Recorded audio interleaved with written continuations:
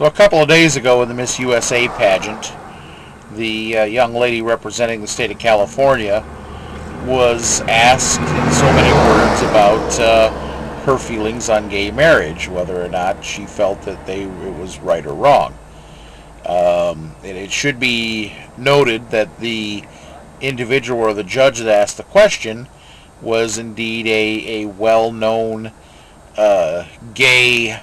I really don't know what his if he's an actor or a performer of some kind. I really am not that much into entertainment that I know who this person is. I'm aware that he is indeed gay.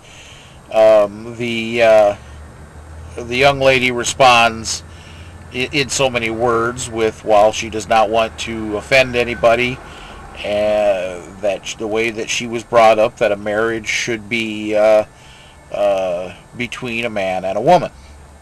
Now, as I understand it and have heard, and if even from this particular judge, I think his name is Perez Hilton or something like that. Jeez, be a little bit more original than that.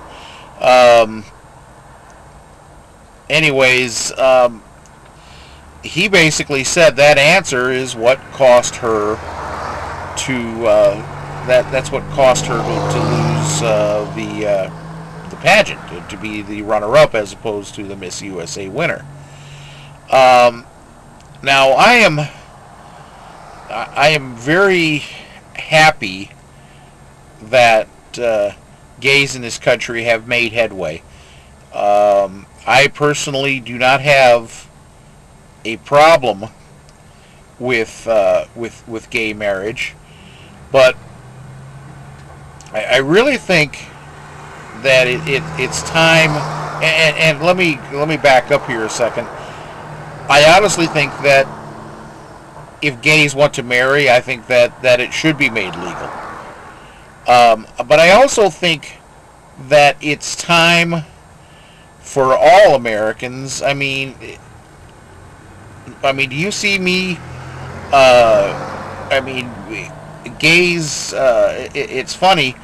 I mean, you can tell with a lot of gays. Now, I'm not saying all of them are this. There are some of them that lead a normal lifestyle. They keep their sexual preference in the closet, if you will, and there's absolutely nothing wrong with that. Actually, to tell you the truth, I don't think there's anything to be gained, quote unquote, by coming out of the closet per se. I think that you keep your sex life to yourself.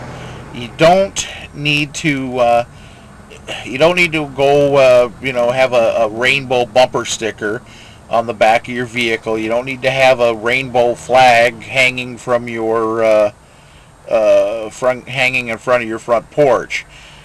I think that a lot of this stuff can be done a lot more behind the scene. I think that, yeah, exactly. I don't need I don't need to know about their sexual preference broadcast out in front of God and everybody.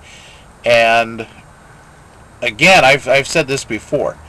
Whereas the struggles that black Americans have gone through in their life for their equality and for their fair treatment,